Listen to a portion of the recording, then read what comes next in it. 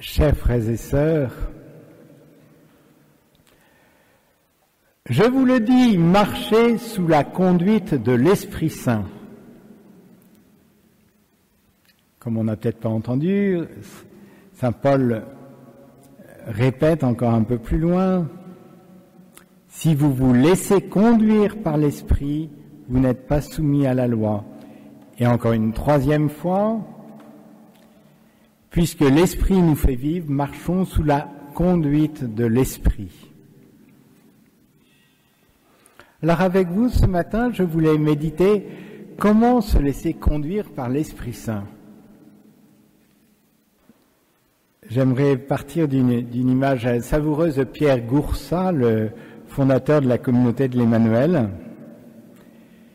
Il nous dit maintenant le Saint-Esprit vient, il faut s'en servir. C'est pas fait simplement pour les grands jours de fête comme le jour de la Pentecôte ou le jour de notre confirmation. C'est un beau cadeau qu'on nous fait. On dit il est très beau et on le remet dans l'armoire comme les potiches et on dit on s'en servira pour les grands jours comme le service de table des grands jours.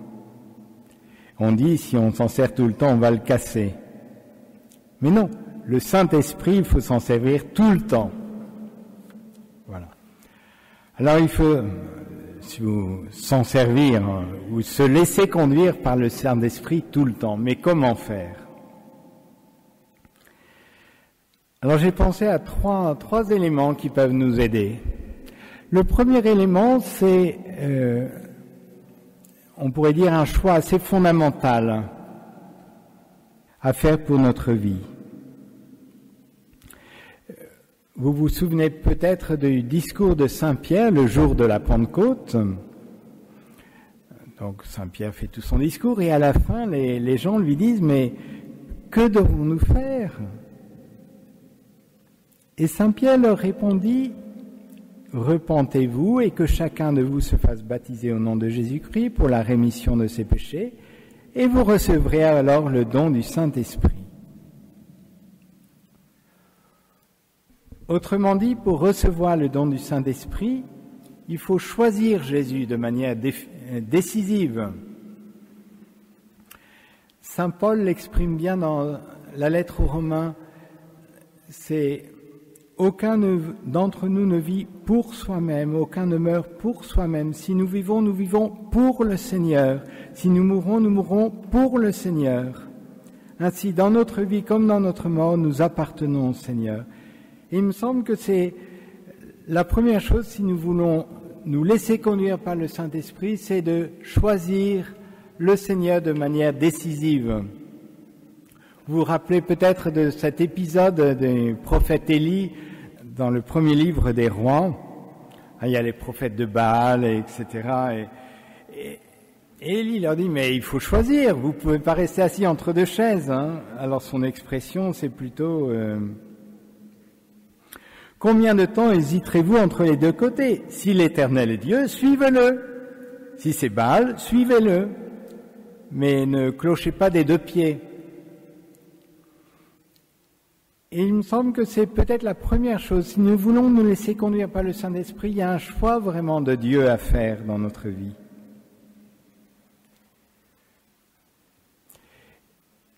Heureusement, le Saint-Esprit n'attend pas que nous soyons irréprochables pour venir nous guider, sinon il risquerait d'attendre longtemps. Mais il attend ce choix décisif, je veux choisir Dieu et renoncer au péché. Alors il me semble que ça c'est une première chose, un vrai choix de Dieu à faire dans notre vie si nous voulons nous laisser conduire par l'Esprit Saint. Une deuxième chose, c'est d'avoir un climat favorable, finalement c'est le climat du Cénacle. Je retiendrai 3 éléments de ce climat du Cénacle. C'est d'abord la prière de demande. Jésus leur a dit, mais avant d'aller évangéliser, d'abord restez dans le Cénacle et priez pour demander cette force d'en haut. Et il nous faut prier, la demander. Ça paraît tout simple, mais déjà il faut commencer par demander l'Esprit Saint, d'avoir ce sens qu'on ne peut pas faire les choses sans l'Esprit Saint. C'est dans l'évangile de Saint Luc, Jésus nous dit, mais demandez, on vous donnera, cherchez, on vous trouverez, frappez, on vous ouvrira. Et un peu plus loin, si donc vous qui êtes mauvais, vous savez donner de bonnes choses à vos enfants, combien plus le Père du ciel donnera-t-il l'Esprit Saint à ceux qui le lui demandent. Donc il faut le demander. Dans ce climat du Cénacle, il y a cette prière de demande. Il y a aussi la charité fraternelle. On voit qu'ils sont tous d'un commun accord pour persévérer dans cette prière de demande, notamment avec Marie, la Vierge Marie. Et cette union des cœurs est vraiment importante pour demander l'Esprit Saint. C'est pas pour rien que Jésus avait dit, si deux d'entre vous accordent leur cœur sur la terre pour demander une chose quelconque, a fortiori l'Esprit Saint, elle leur sera accordée par mon Père qui est dans les cieux. Et Pierre Goursat, toujours le fondateur de la communauté de l'Emmanuel, insistait beaucoup pour qu'il n'y ait pas de critique mutuelle dans la communauté. Donc la prière de demande, la charité fraternelle et la louange, bien sûr.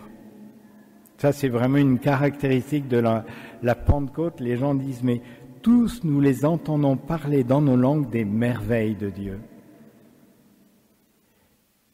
L'Esprit Saint préfère ceux qui s'émerveillent devant la bonté et la grandeur de Dieu que les esprits grincheux qui passent leur journée dans les plaintes et les critiques. Ça aussi, c'est le climat favorable pour accueillir l'Esprit Saint. Nous sommes appelés, pourquoi pas, à reprendre des psaumes. Je vous en cite quelques versets du psaume 25. « Dites à pleine voix l'action de grâce et rappelez toutes tes merveilles. » Chantez au Seigneur, ça c'est le psaume 95, chantez au Seigneur, bénissez son nom de jour en jour, proclamez son salut, racontez à tous les peuples sa gloire, à toutes les nations ses merveilles. Il est grand le Seigneur, hautement loué. Le psaume 135, alors là, c'est la louange de A à Z.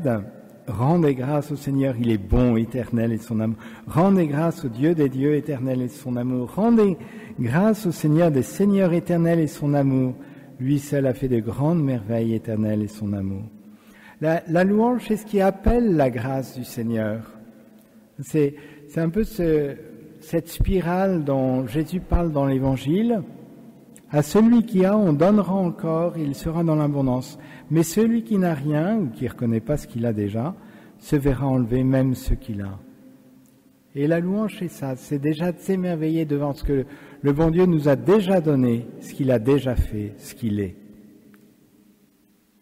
Donc ça, c'est le climat, c'était après le choix fondamental de notre vie, c'est le climat dans lequel nous voulons nous disposer pour accueillir l'Esprit Saint.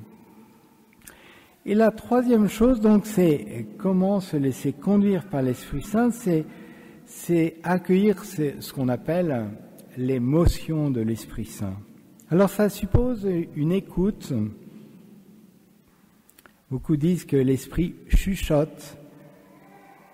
Il ne s'impose pas, c'est un souffle fragile. Vous pensez peut-être encore au prophète Élie avec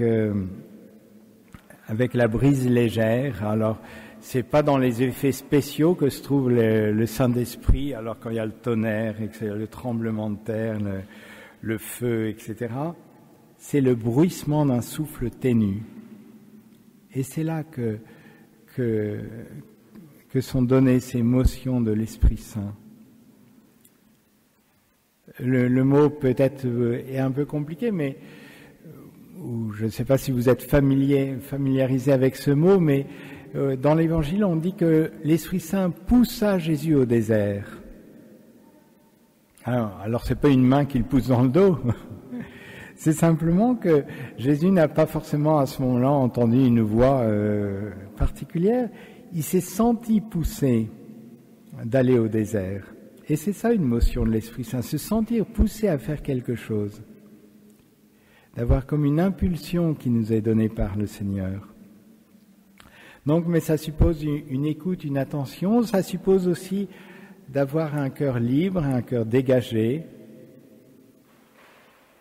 Quand on est trop attaché à ses idées, on aura peut-être un peu de mal à être accessible aux idées du Saint-Esprit, aux suggestions de l'Esprit Saint. Si on veut trop maîtriser les choses, on aura un peu de mal à se laisser conduire vraiment par l'Esprit Saint. Si on est un peu rebelle, un peu orgueilleux, on aura encore une fois un peu de mal à se laisser conduire par l'Esprit Saint, à suivre l'émotion de l'Esprit Saint. On sera un peu résistant. C'est Saint Pierre qui dit dans les Actes des Apôtres, Dieu donne son Esprit Saint à ceux qui lui obéissent. Ou dans sa lettre, il parle de l'humilité comme d'une tenue de service. En effet, Dieu s'oppose aux orgueilleux, aux humbles, il accorde sa grâce. Alors voilà, je ne vais pas prolonger, mais simplement, pour moi-même, et j'espère pour vous, d'avoir ce grand désir de se laisser conduire par l'Esprit Saint, pour que notre vie puisse atteindre toutes les dimensions que le Seigneur désire qu'elle ait. Nous ne sommes pas sur terre par hasard, nous avons une mission. Mais pour que cette mission puisse se déployer, encore faut-il qu'on soit à l'écoute de l'Esprit Saint. Sinon, on fera selon nos idées, on aura une vie correcte, tout ça, mais qui ne sera pas grand-chose à côté de ce que l'Esprit Saint voudrait faire. Alors oui, laissons-nous conduire par l'Esprit Saint et donc faisons le choix de Dieu, entretenons le climat qui nous permet d'être réceptifs à l'Esprit Saint et puis justement cette attention, cette écoute, cette humilité qui nous permet vraiment de nous laisser faire par lui. Amen.